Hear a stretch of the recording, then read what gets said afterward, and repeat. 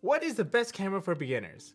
Well, most of them these days are really good at photos, videos, or both. In this video, I'm going to share with you the features that you may desire out of your first camera purchase, and by the end of this video, I'll give you my recommendation. I'm only going to mention Sony cameras since I'm most familiar with them, and because the newer Sony cameras that they've been releasing have been meeting the needs of many content creators from hobbyist to professional.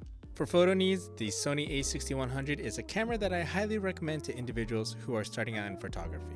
First things first, it's got a photographer's favorite feature, which is the viewfinder, along with the support of on-camera and off-camera flash. The icing on the cake is that it has an interchangeable lens mount, so if you decide that you're going to upgrade your lens and improve in your photography, you can absolutely do that. If you don't know what kind of subjects you want to specialize in photographing, I recommend getting what they call the kit lens for this camera, the Sony 16 to 15mm. This is the lens that can be included. This is good for everyday shooting, but if you decide that you want to upgrade your lens, consider a prime lens. It's a lens that doesn't zoom, but it does produce the best image. The prime lens that I most often recommend is the Sigma 30mm for portraits and everyday shooting. It's a medium angle lens, but if you like a wider look, go for the 16mm or 56mm if you're shooting detail shots or nearly exclusive portrait shots. Consider this lens not only in your photo but also in video, because if you like taking photos but need more video-centric features,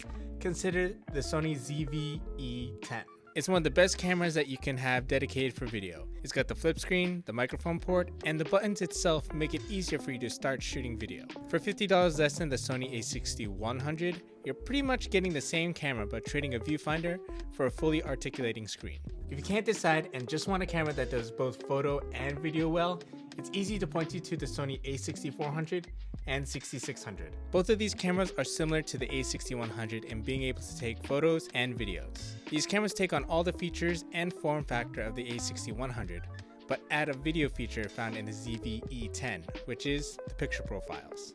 And the picture profiles help you maximize your dynamic range and give you the best possible image for video. Generally, I recommend the a6400 for the cost and value, but if you want a bigger battery and in-body image stabilization for better handheld footage, you should consider the a6600.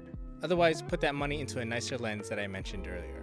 If you want to learn more about purchasing cameras, download my quick camera buying guide. It will help you make informed decisions with your hard-earned monies. Ultimately, the best camera is the one that fits your budget and does a lot of what you need. That's why the go-to camera that I recommend is the Sony ZV-E10, doing a lot of what the other cameras do for less. Just don't regret not having a viewfinder. Check out the links in the description as resources for your first camera purchase. Click over here if you need a smaller camera that fits in your pocket, or check out the links in the description for resources for your first camera purchase. Until next time, shoot for the life that matters. See ya!